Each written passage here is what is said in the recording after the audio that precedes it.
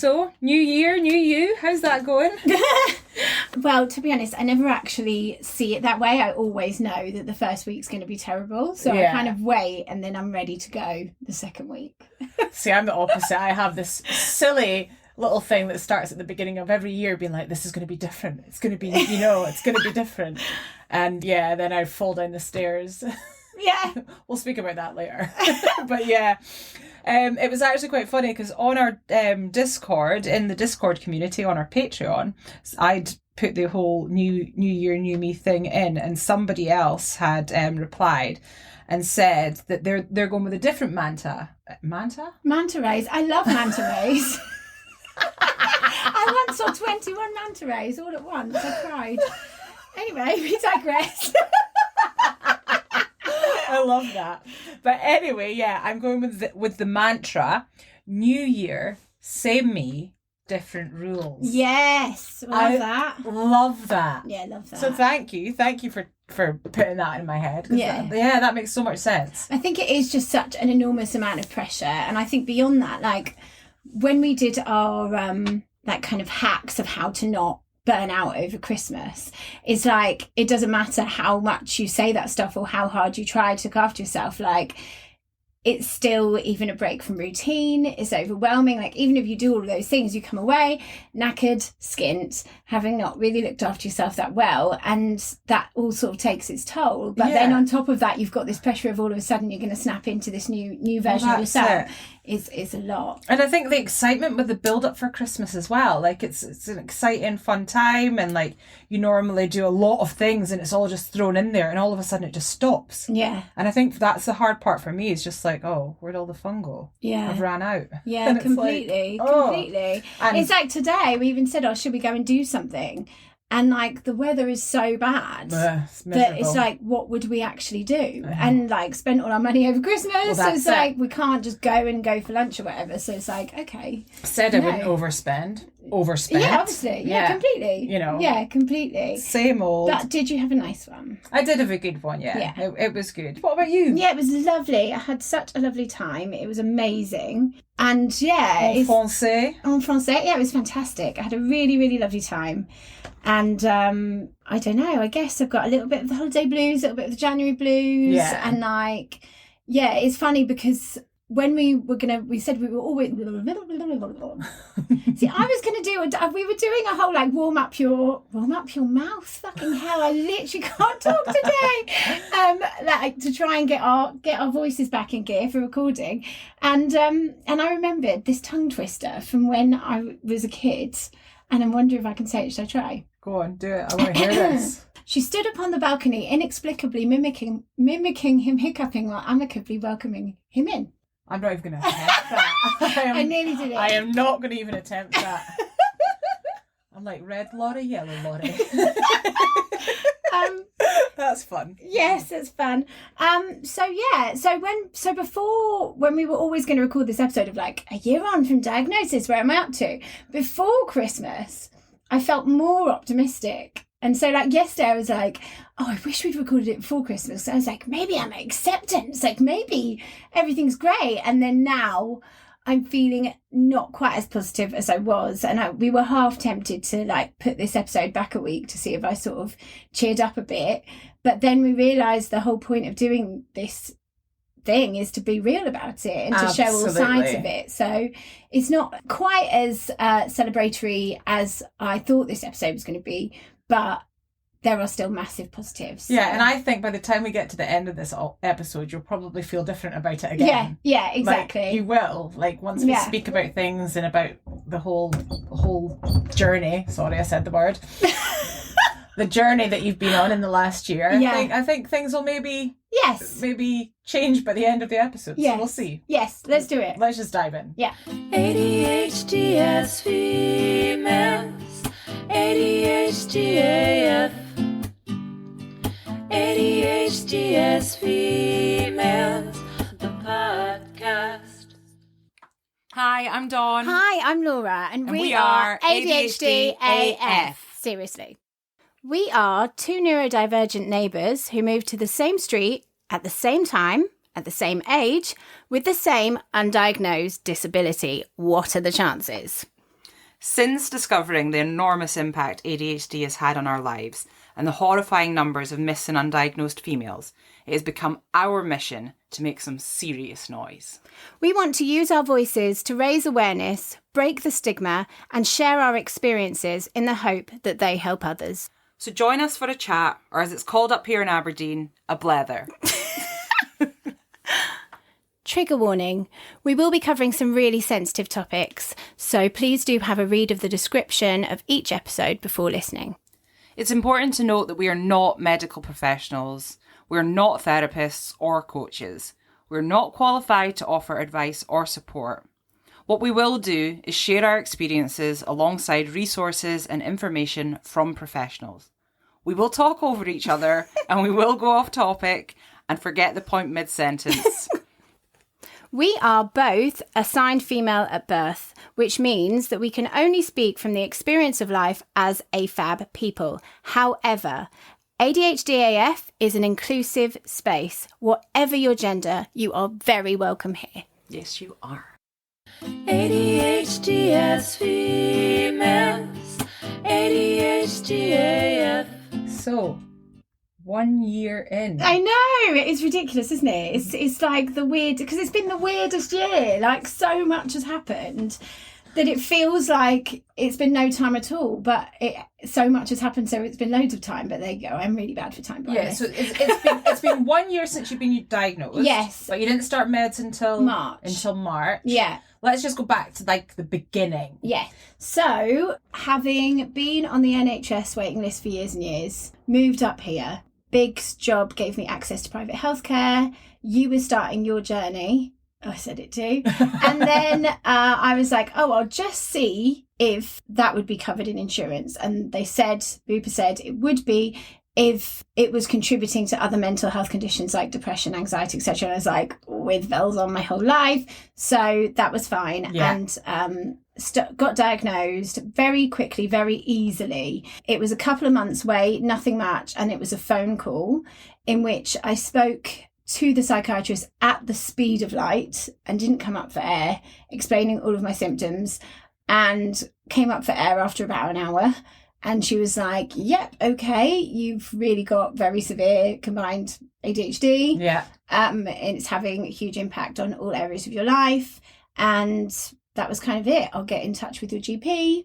Got in touch with them, and they were hesitant with the shared care because, again, I didn't realise that was something that needed to be discussed beforehand. So I'm very lucky, again, one, that they did take the shared care, but two, that I hadn't actually paid out of my own pocket for a private diagnosis to then potentially get shared care denied, as we've seen before. And then I started medication in March, but during that period, like when it first happened, I remember being incredibly anxious about the meeting. And I was so grateful to the ADHD Adults podcast for explaining how it's going to be, because you just expect with any kind of health condition that you're just going to walk in and say, my leg hurts or something, and they're just going to walk you through it. Yeah. Whereas actually with this process, there is this criteria that you have to meet, and it can almost feel like it's a test that you have to pass. You know? Absolutely. Which is a lot when we have all of our things like anxiety or not being able to find the right words or going off on a tangent and missing the point and not covering what you need to cover. Yeah. So I was really grateful that I knew I was armed with what I needed to convey. And on top of that, as I say, like when I'm nervous or just even when I'm not, sometimes I just can't stop talking. So I did just talk, and it all fell out from start to finish. And that was that. And afterwards, I felt relieved. And I know the first morning that I woke up after being diagnosed, it genuinely did feel like a different life, because it was like I woke up with this sense of, it wasn't just relief, it was just like the first morning in forever that I didn't have to hate myself. Yeah. That's basically how I felt. And I was like, right, okay. You've got this new understanding. Yeah. This is what it is. And I'm not a terrible person and a fuck up and whatever else. And then from that point, it was telling people, which I mostly did via email randomly and like WhatsApp messages rather than actual conversations. And I think that I did that to protect myself. Yeah. Because it was a bit like we always say, you know, you can feel very, very let down by people in your life, that this had gone unnoticed or misdiagnosed, etc. And so I realised that I had to look after myself. Yeah. That there wasn't anybody and that I knew more about it than anybody I knew. Yeah. So it was like, I approached people by saying, look, I've just been diagnosed with this. This is what it means. I'm going to have treatment. And then I sent, alongside that kind of message, some links to different articles. So it was things that I knew had some weight. So like, I don't know, like Attitude Mag or things like that were like... a little bit of backup support. Yes, this isn't just like my opinion or whatever. This is really how it is. And everybody was great about it, really. Like, nobody... I think the only thing that I could say potentially in a negative was that people perhaps didn't grasp the enormity of it, because I suppose if you think about it, people love you anyway. Yeah. Right? So they love you with your flaws and whatever else. If they've stuck around despite you forgetting their birthday and whatever else, then they love you as you are. But then within that, the thing that I found quite challenging was that you're not the same. Yeah. And that was what I think I found a little bit difficult, was just a bit like, no, like, I'm actually a completely different person, and I'm going to grow into an even more different person. And I also need you to understand that as much as this is such a positive, this is monumental, and I need some support in this. Yeah, like, because like we say, it is like the grief cycle, or as we say, the late diagnosis roller coaster. And actually there are difficult times within that that you kind of need support with. Finding out that everything you thought you knew about yourself in life is being flipped. Yeah. So yeah, I can totally understand where you're coming from. And you said most people took it all right. Was there any situations which you wish had maybe been a little bit different? I don't know, really. That's a difficult one. I mean, I think I probably wanted a bit more support, but then I didn't ask for it. Yeah. So people aren't mind readers, and especially if they don't know what you're going through, and they've seen you struggle all this time, and now you have the answer, and now you have the support, then that's like, well, hey, this is the good bit now. Everyone's happy for you and think that now you have this diagnosis, everything's going to be great. Yeah. And I think that then when we decided to start the podcast, which was obviously the first one went out May the 4th or May the 2nd, something like that. May the 4th be with you. That, like I've said in previous episodes, I can see in part that was perhaps the bargaining stage. And there are different levels to it. Like, we were astounded by just how common this is, and not just that we're the lucky ones. Yeah. And we needed to make noise about that. So that was like point number one. Point number two was the camaraderie, you know, in seeing the value of listening to the ADHD Adults podcast, that we were not alone. And we wanted to do that for people that are like us. You know, the Alex and James are incredible, but they are male and they are scientists, and we're these sort of two random rebels, for want of a better word, that are nearly 40 female, you know, not raising families. We're kids effectively, and we're party people and whatever. And it was like, actually, you know, there are going to be a lot of people like us that might get some real validation and camaraderie from us sharing our experiences, and them knowing they're not alone. Yeah. Very specifically. Sorry, were you going to say something? I was just going to add that obviously Alex and James, like, you look at them, they're scientists, they've managed to get their PhDs and be extremely successful. I mean, obviously success might not be the same. Looks different to everybody, but in, you know, like an academic and a career sense, they've been very successful with their careers. Where I think if you look at both of us, like, although we may have done well in certain areas, there's never been like one standout, like fucking broke. But there's never been one standout success for us, really. Yeah. And I think that that's part of why we did the podcast as well, is to show people like the other side of it. And there's and we've had so many guests on that have been successful in their careers and stuff as well. So this side showing us. I mean, the irony is that we've been successful in this. I know, none of this makes sense. But yeah, it's kind of to show a different perspective of things and Yeah. show the lived experience of what ADHD is. Being a late diagnosed ADHD woman who, didn't know about it before and suddenly has this new life, but also has to work through all of the shit and not, the unlearning, the being let down and all the rest of it. But it's difficult. I think the thing is, I really feel like I need to say this because it's so intrinsic to everything. So it's like I can sit objectively and say, this is how this felt and that's how that felt and this was this stage and that was that stage. But subplot has been just a lot of stuff going on the last couple of years which have made which are all tied in together. And that's what's been very difficult for me, is that my best friend died of cancer in, so bad with dates, it would have been July 2021. Mm-hmm. And he had been ill for 3 years prior to that. And then unbelievably 2 years into him fighting for his life, my other best friend got diagnosed with stage 4 cancer. Yeah. So like January the 1st 2021, I woke up to a message from him saying he really thought he was on his way out, and then a phone call from my other best friend saying that she'd just been diagnosed with stage 4 cancer and didn't have long, but she's still going strong. So that's been really, really tough. And like, it's what I can identify. So when you get diagnosed with ADHD, and we always say this self-inventory thing, right, is that you need to identify, like look yourself in the eye and figure out what your problems are. Mm-hmm. Like, what is it that you struggle with the most? Now, I can identify that I really struggle with RSD. The emotional side of it is the most difficult part for me.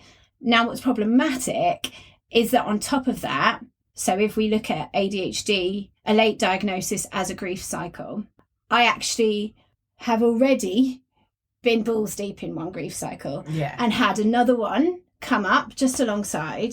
Yeah. And then I got diagnosed with ADHD. So it's kind of 3 grief cycles altogether. So when I think about RSD, my emotional responses to things, when I look at, for example, how taking medication has taken away, it's not taken away RSD because I'm still very emotional, but the feelings of worry of how people are going to judge me, how I'm going to look, if I look stupid, should I not say that, blah, blah, blah, blah. It's really helped with all of that. But a lot of what I feel can just be grief. And what's funny in identifying all of it, for example, is like when we talk about the justice sensitivity side of ADHD, right? And that's been such a driving force in what we're doing here. Part of what I found most upsetting about losing my friend is the injustice of it. Mm-hmm. So I miss him very, very much all the time. And I used to speak to him every single day. So it's very, very hard in that aspect. But the real problem that I have is how unfair that is. Mm.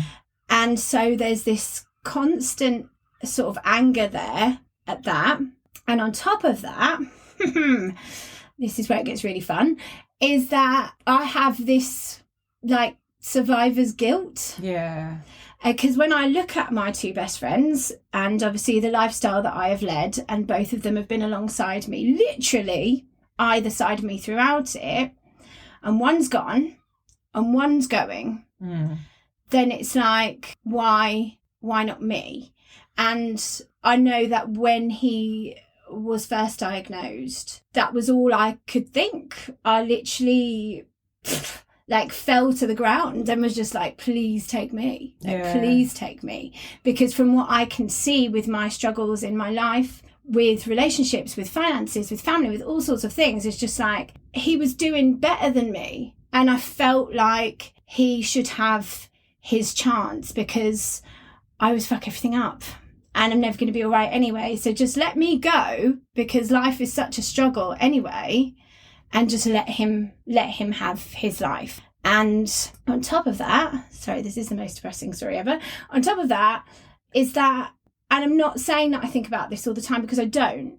I can identify a period of time when I did, but I kind of think that my number's coming soon.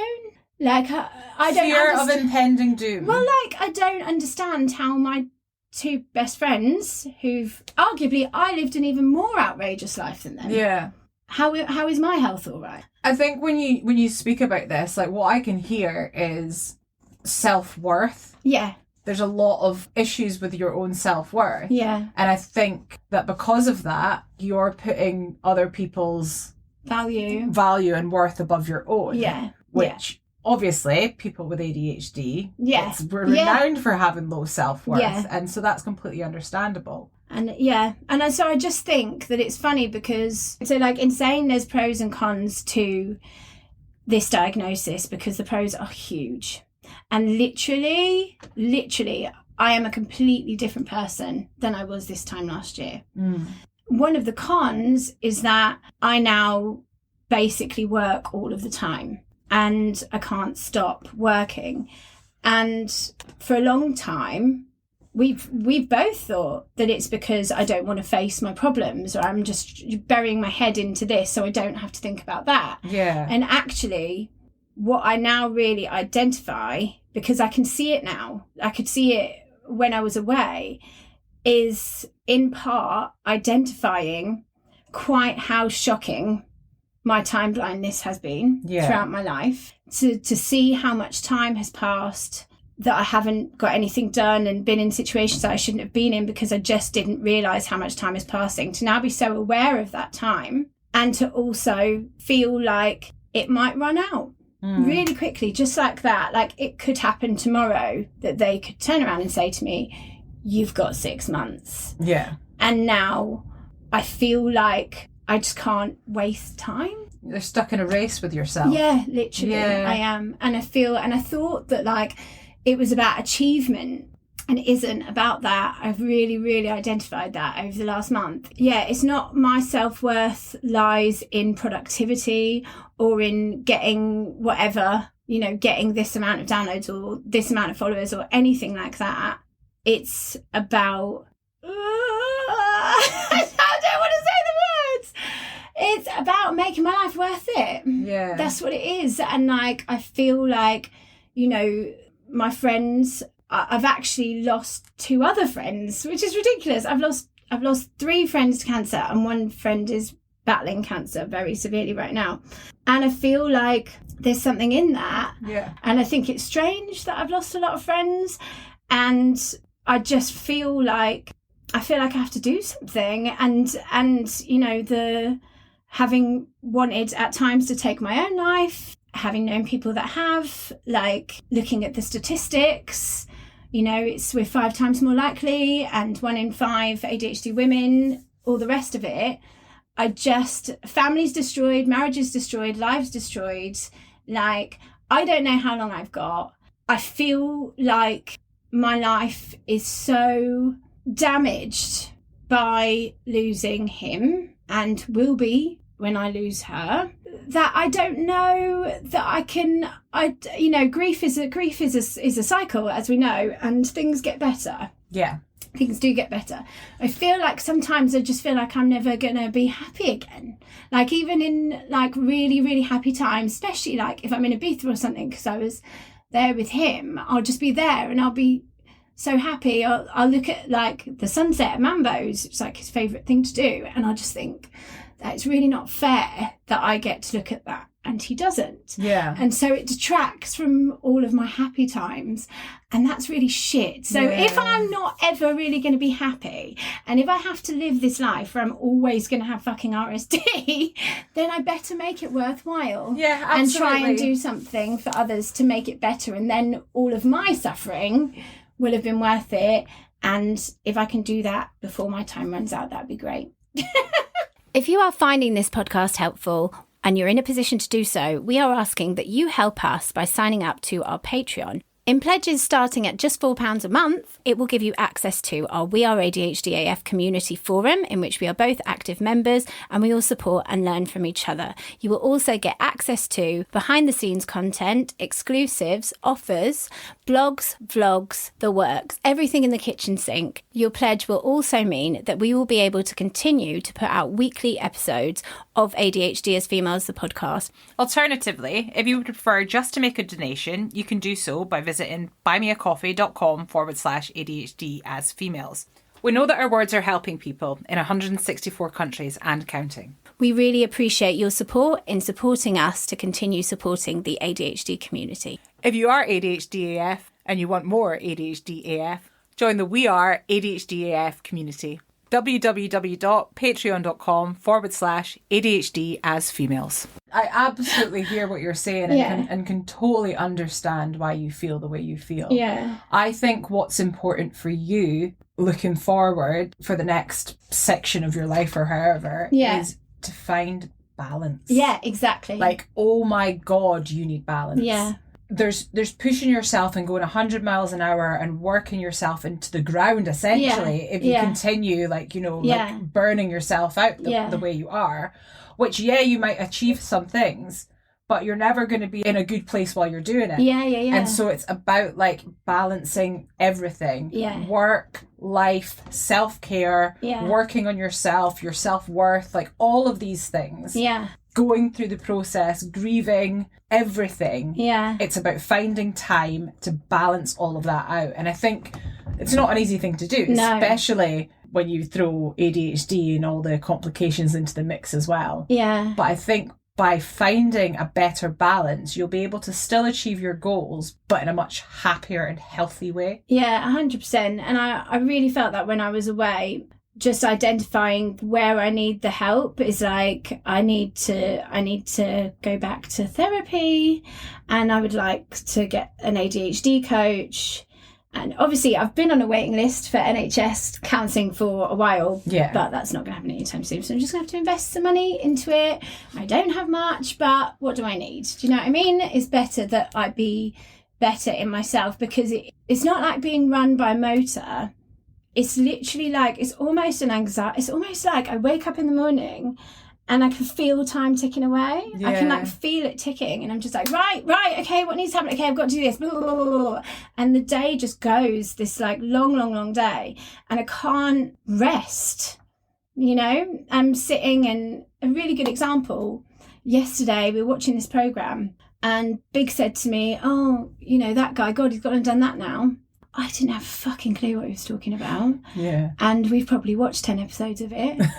Is because I'm literally like, oh, just check this, and oh, I must remember, I'll just message Dawn, and I'm just gonna write a note. Oh my God. And that is all that is in my mind all day and all night. And when I have a nice time, which I do, I've just had the loveliest time. I really have. I made myself sound like such a miserable bin all the time. I'm not. You saw that video of me the other night. I am loads of fun. I'm still having loads of fun. I did see that video, Laura. But then it's like, that's like a window of time. And then as soon as that's done, it's like I have to work twice as hard, because it's like I'm making up for lost time or something. And that's not healthy, and it's not right. No, it's a lot of pressure you're putting on yourself. Yeah. A lot of pressure. Yeah. And then when you're not achieving everything that you're setting upon yourself to do, you're then getting more upset and angry with yourself because you're not doing these things. But it's making more realistic goals and expectations. Yeah. Because the point is, it doesn't matter. I'm always going to find more things. But not just to fill my time, but because that's how my brain works. Yeah. I would literally have another idea and I'd be like, okay, brilliant, now we need to do this about, we need to do this about, we need to do that. It's just, it doesn't stop. And it's a bit shit because it's not like it's a choice.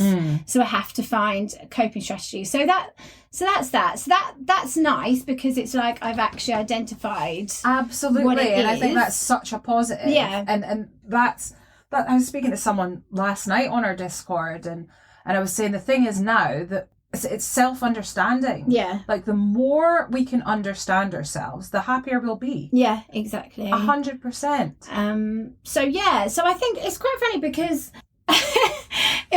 I think as soon as I started taking medication, it was like, you know, it wasn't like I could see differently out of my eyes or anything, but it was just that the ideas that I had to do things were not instantly pushed down by, yeah, but you can't do that, or don't be silly, how are you going to do that, or you're going to look like an idiot, or you're going to fail. They just quietened down. Mm-hmm. And so it gave me the momentum to do the things. And all of a sudden, I just have all of these things going on. And then the podcast starts taking off as well. Yeah. And so it has just been all of this stuff. But it's funny because when I looked back, like as you do at the end of the year, looked back and started looking at, you know, a recap. But I was just like, Laura, you are fucking ridiculous. That's nuts. Do you know what I mean? Like, it's actually crazy. And I think it is because of all of these things coming together at once. It's just like, oh, I can do things. Oh my God, I really haven't been doing things. And who knows how long we've got, and fucking go! And it's just been like that. It's like somebody literally, don't know, shot the gun at the starting line. And I just fucking sprinted for that long. Yeah, and I think it's also worth noting how hard this podcast can be on you. Yeah. You're the one doing the social media, and we get messages from people all over the world. And a lot of the time they're asking how I am. Yeah. I'm the one that's been going through the diagnosis in real time, and you already have your diagnosis and you're on medication. So it's almost like the assumption is that I'm the one struggling and you're doing all right. Yeah. And so when you're seeing all these messages asking about me, that can just leave you feeling like people don't sympathise with you or relate with you. And that can be really tough. People don't see your struggles because you're go, and you're getting so much done. People look at you and they're just thinking, wow, like, look at her go. Like, she's flying and she's doing incredible. And I look at you like that sometimes. I'm just like, fucking hell, I feel so inept sometimes when I can just see how much you're capable of and how much you're doing. But the backside of that is that, you're getting lots done. I can't fucking relax. But that is at the detriment of your own mental well-being. I can't relax. I can't sleep. I can't even watch a program with my husband. I can't. There's no rest from it. And I think, you know, at the period in time, again, going back, like when I left Ibiza, like obviously I left Ibiza because I was in love and I didn't want to be long distance, but for a huge part of it, it was about my friend getting sick, and it didn't feel right that I was there having nice times, and he wasn't, and so that was one, and I wanted to be there for him. So that was, you know, one of the driving forces of coming back to the UK. And when I came back, people just didn't seem to have any sympathy for me at all, and it's taken a long time, or it took me a long time. It was hard. It was a hard pill to swallow, pardon the pun, to understand that when you are living in the sunshine, when you work in a nightclub, and when you go to work and you're dressed in a sequin dress, people don't feel sorry for you.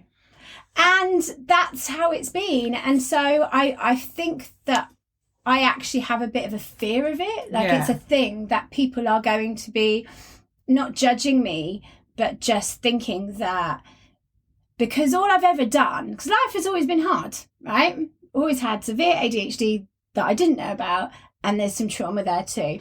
All I've ever done is put my best foot forwards because I find the world such a terrifying place. Yeah. Because I am completely incapable, like no two ways about it, incapable of doing the things that most people take for granted as completely fucking normal. Yeah. Literally blow my mind. So then what I've done is find these niche little ways. Like, I can't drive a car, but I can teach you to breathe underwater at 30 meters in a fucking huge current.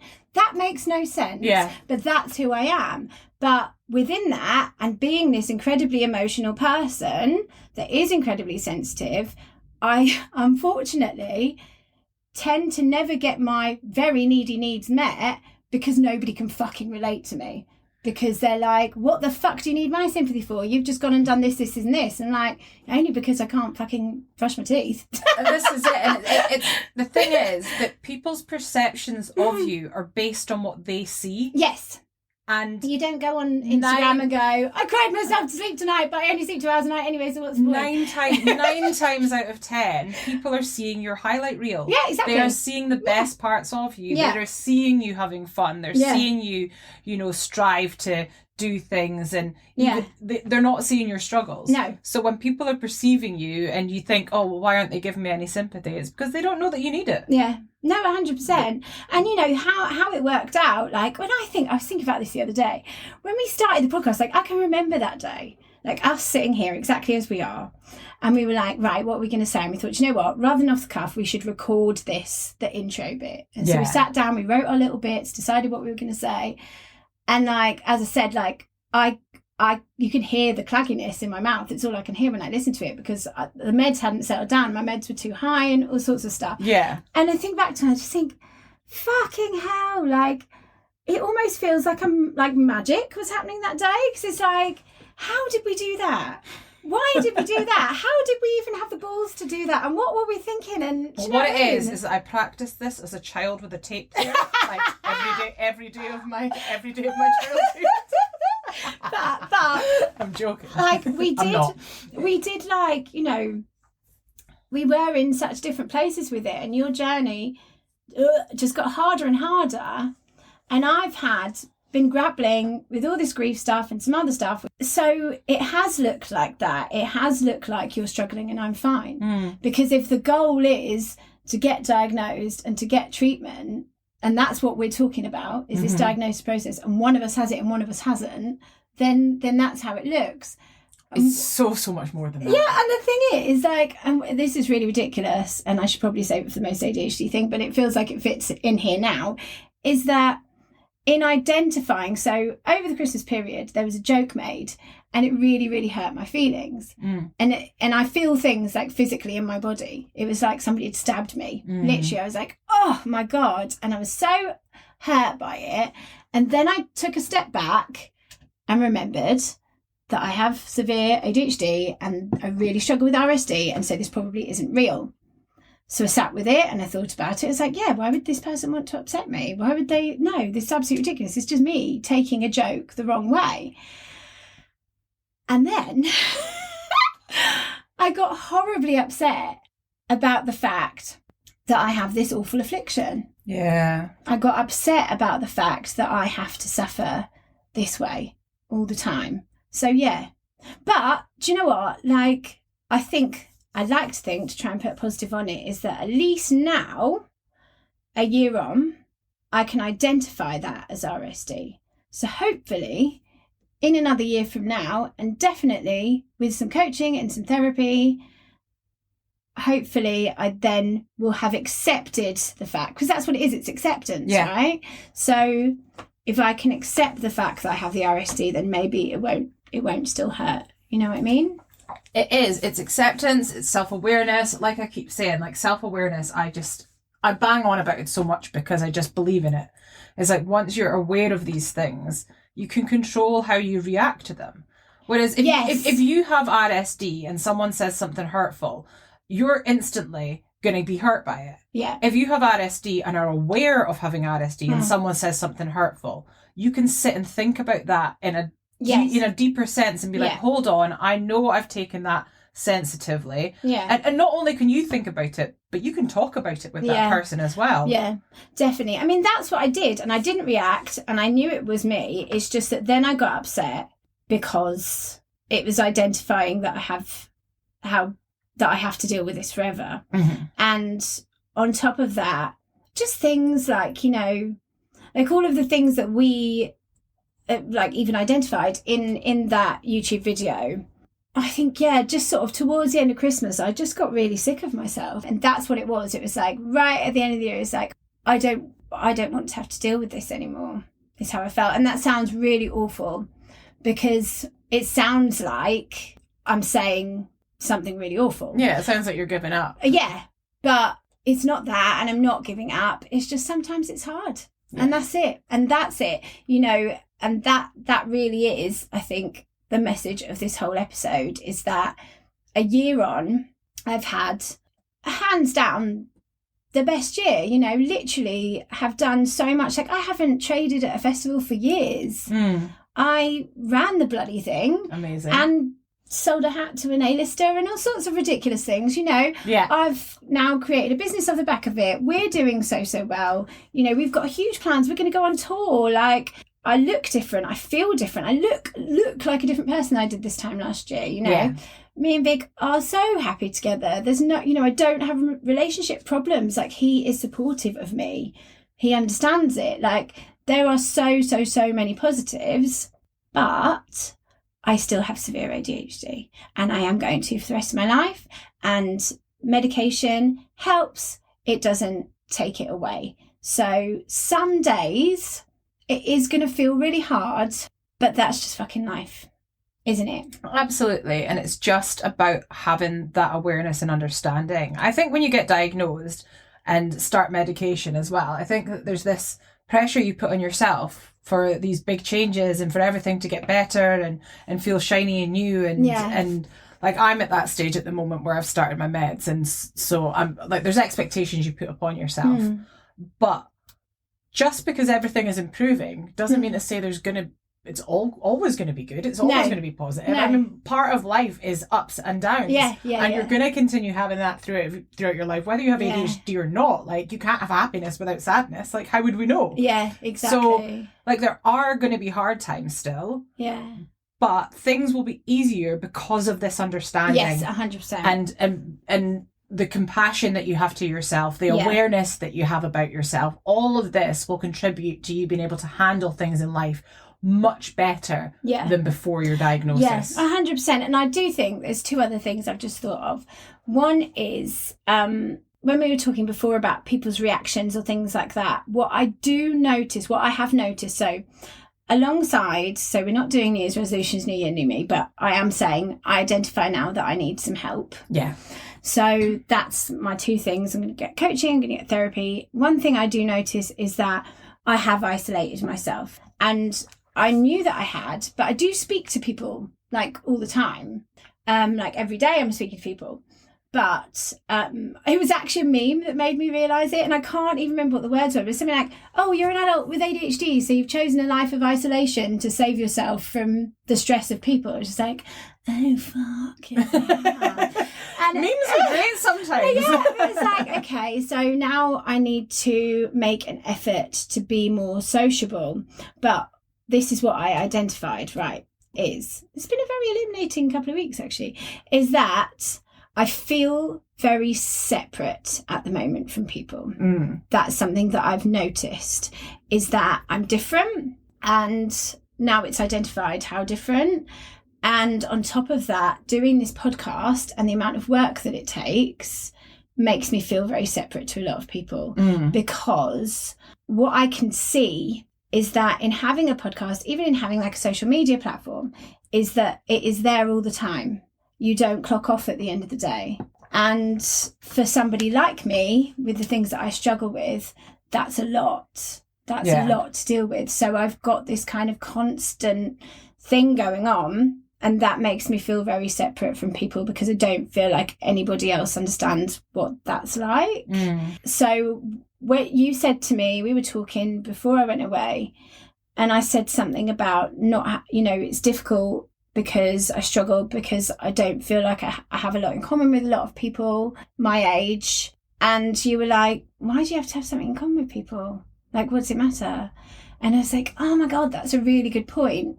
It's a really good point. You don't have to have loads of things in common with people to be able to spend time with people.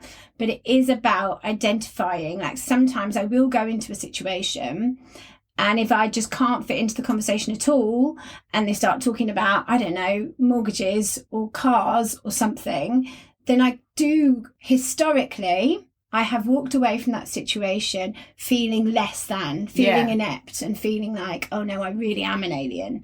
And actually, now that I can identify that as a trigger, then that's something I can work on, isn't it? So that's that. And there was something else, I forgot what it was. All I want to say is I just want you to embrace your individuality. Yeah, well, I mean, I do. Yeah.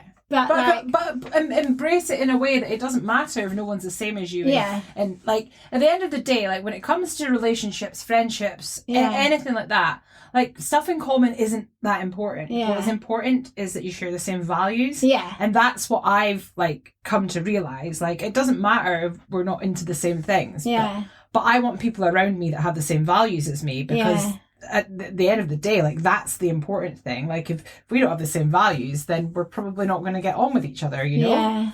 I think it's about, I think the thing I always get stuck on is like being able to relate. Yeah. Being on the same wavelength. And I think that I come in at quite a weird angle. And so I often feel like I'm being misperceived or misunderstood, and then I don't feel that connection. Yeah. And I think that in part, going back to my two best friends, is that they have been there through all of my life and all of the different stages and understand my very randomness. And so to lose that on the one hand and to be losing that on the other hand is a bit like, well, where do I fit now? But it's, I have lots of amazing friends, and like if I accept myself as I am, then why do I need anybody else to understand? Yeah. Really. So it's that. But, our community has been fantastic for that. We are all so similar despite being so different, but I think it's about like a non-judgmental space. And, I just wish I didn't have that. I just wish I didn't have the RSD, because I'm 40 years old this year. And like, why do I need people to understand me? Like, it shouldn't matter. Yeah. I think on a positive spin on the RSD thing is having that RSD, like having that emotional dysregulation, makes you a really caring, compassionate person. Yes, that's true. And I think like that's something just to be aware of. Like, you are one of the most caring, kind, considerate people I know. And I think you should remember that. And that's part of the emotional dysregulation, is because you feel so greatly, you care so greatly. It's very funny though. So last night we watched a film, and I actually, because when I pick the film and I can geek out and find out about a film, I can actually pay attention. And we watched this film last night called Men, and I shouldn't do any spoilers, but I'm going to do a spoiler. So if you're going to watch the film, don't listen to this next bit. But well, I'm fucked then. I don't think you'd like it. But basically, there's this weird bit at the end. I won't spoil it. It's fine. There's this weird bit at the end, and honestly, it is like obscene. It is the most bizarre, disturbing, ridiculous thing that has ever happened, and it just keeps happening. Yeah. And you're just sitting there like, what the fuck is happening? Like, it's the craziest thing I've ever seen in my life. And I came away from that and I was like, oh, what does that mean? Like, I need to go and look it up. And the director said that it's open to interpretation, which I love. I love that. But then there are different people's interpretations of it. And one is that it was symbolising the grief cycle. Oh. And as this thing kept happening, each one of the things was a different stage of the grief cycle. Yeah. And I just thought, God, that's so mad. Like, all I wanted to watch was like thriller, horror film. And I've ended up picking this film that is literally talking about the grief cycle.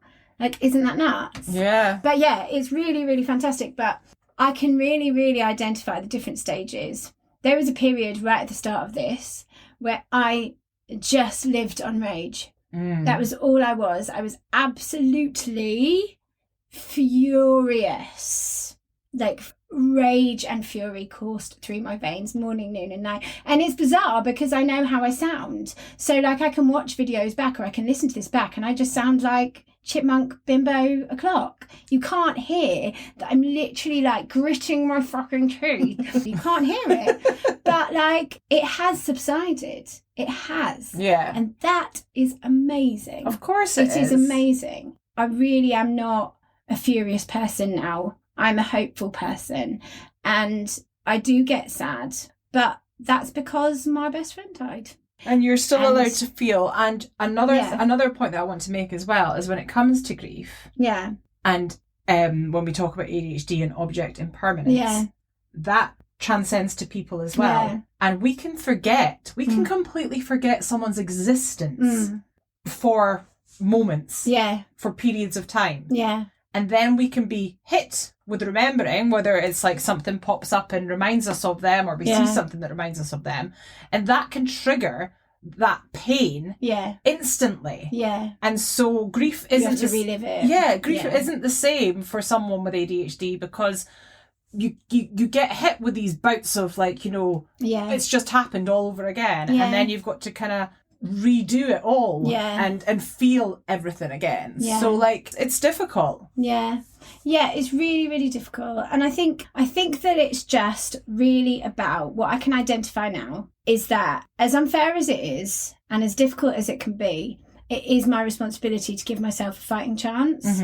And that is kind of what I've always done. I knew that I have really terrible seasonal affective disorder, or whatever it's called, and get so depressed and I can't leave the house and all the rest of it. So I chased the sun. Yeah. And that's what I did, things like that. And now it's like, okay, here I am trying to, live in the UK, and it's grey a lot of the time. And, people aren't living the way that I'm used to people living around me, and doing the things that I'm used to doing all the time.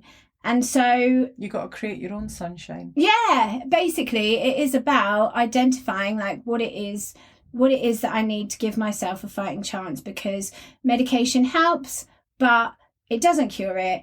And time is apparently always going to feel like it's ticking away every second of the day. And that's no way to live. So I have to find a way this year to combat that. But I am so grateful for last year, and for you and for us and for everyone that supported us, because doing this podcast has really, really changed my life. And things, like I say, are so much better than they were this time last year. So roll on another year, we'll see where we're at. Onwards and upwards. Taking over the world. Absolutely. What are we at, 171 countries? Not really sure now. Over 280,000 downloads. Ridiculousness. And we're going to go on tour. Yeah, we are. Yeah, we should probably get a tour manager or something. We need to figure something out. Yeah, we need to figure something out. But yeah, it's happening. We're going to do it. And it might be the most shambolic thing that you've ever seen, or it might be great. Well, I want to call it the Too Much Tour. I think that's fabulous. The Too Much Tour. The Too Much Tour. We're just going to come around being too much. And there'll be ranting, there'll be crying, there'll be laughing, there'll be singing and dancing. There'll be all the things of too muchness and leopard print would be great. Yeah. So watch this space. Yes, 100%. So anyway, that really is enough about me. And I'm sorry if I sound miserable. I'm all right. I think this is an important conversation to have. Like I said, you weren't really keen on doing it today because you were feeling a little bit blue. And I thought, no, like, get it out. Let's talk about it, because I think talking helps. Yeah, it definitely does. It does help. It definitely does. And I think there'll be a lot of people in the same shoes right now that's feeling a little bit blue, start of the year, expectations, and then actual reality hits and you're just like, oh, right, it's just another day. It's just another... I'm tired, skin, and it's sideways raining outside. Yeah. Mixed with sleet and wind and So I think these are important conversations to have. Yes. But also important conversations to have are things like, what's the most ADHD thing you've done? It has to be getting RSD about the fact that I have RSD. Yeah. It's got to be that one. That's full on ADHD, yeah. And yourself? Well, it started yesterday with big plans to get up and do some cleaning and tidying, which... Well, it didn't start well because I took my washing and all the plates and cups that were beside my bed downstairs. Oh, and the plate that had the bowl that had hair dye in it from the bathroom that I needed to get rid of. How long had that been there though? About a week. There's still another one in there. It's still not moved. This is my life. Anyway, so walked down the stairs, obviously carrying too much because in my head I didn't want to do 2 trips. I was doing this in 1 trip because I wanted to stay downstairs. So slipped on the stairs, slid down on my ass. Doing so, threw a glass up into the air, which smashed at the bottom of the stairs, and threw the bowl with the pink hair dye up in the air, which smashed at the bottom of the stairs. Thankfully, there's no carpet at the bottom, but there is carpet on the stairs. So pink hair dye on the cream carpet. So that was number 1. So is the carpet now pink? I've got a little graze on my elbow here. Oh. Where that got a wee carpet burn. There's a tiny little pink stain on the carpet, but I've tried to get it out, and I'll attempt it another time as well. And then I text you, you're just like, well, that's 3 things. You slipped, you smashed a glass, and you got pink hair dye. She's like, that's your 3 things out of the way. Like, nothing else will happen. And then, doing my tidying, obviously got distracted from what I was supposed to be doing. Hyper-focused in turning a bedside table into a new record table from a record player and to put all my vinyls. And I'm not going to lie, it looks fucking fantastic. It looks incredible. It's got hairpin legs on now, and you would never know that it was just a shitty little bedside table. And I'm really happy with it. Not on my plans, though. So even though it's a success... It's still a win. It's still a win. It was just me procrastinating from doing the things that I actually needed to do. And in doing that, when I was putting everything and moving it in place, I leaned over to push it back against the wall, leaning full force into the mantle, the corner of the mantelpiece where the fire is, and like properly smashed my head. There's a little mark where obviously the corner went in, and I have this bruise and dent on my forehead that's bloody sore. Oh, bless you. I seriously think that's why I didn't sleep last night, because I was concussed or something. Oh, God. It's a proper calamity day. So I was like, how's your new year going? But pink carpet, massive bruise on my head. As we say, shame eradicator. Yes. And I'm not going to wallow in self-pity. Like, I think I said to myself the second time I did it, I stood holding my head, like, with my, like lying on the sofa, just, like, not saying anything, just in silence and pain. Oh. And then once I'd, like, the pain had subsided, I just stood there and I was like, well, there you go. Yeah, well, that happened. There you go. Oh. And then I just got up and got on with things. But yeah, not going to wallow in self-pity. No. Just move on. It is what it is. Yeah. I have a little bit of a bruise on my... It's all right, though. It's not that bad. No, it's fine. And at least you didn't hurt yourself falling down the stairs, because that's it. When you messaged me and said you fall down the stairs, like, do you need help? What's happened? Are you okay? I don't know. It was fine. I've just got that little carpet burn on my elbow and a bruised ego more than anything else. But yeah, so that's how things are going this year. So we said we were going to do the ADHD rabbit hole, but I haven't actually put a post up about it, so we don't have anybody else's to share, do we? Yeah, we did speak about sharing other people's most ADHD things, and I'm sure I've seen a good one. In fact, I am fairly certain I screenshotted one because I was like, this is good, I'm gonna keep this. So bear with me a sec. I don't even know how to work my phone yet. Okay, I found it. So this was one that I seen the other day, and I was just like, I'm screenshotting this because this is gold. My most ADHD thing was turning up to university in one black shoe and one brown ankle boot. A black shoe and a brown ankle boot. I mean, seriously. Only realised when halfway through the car park. Rushed back to my car in a panic and drove to the nearest shoe shop. Limped to the shop, hoping that people would think I was wearing odd shoes due to an injury.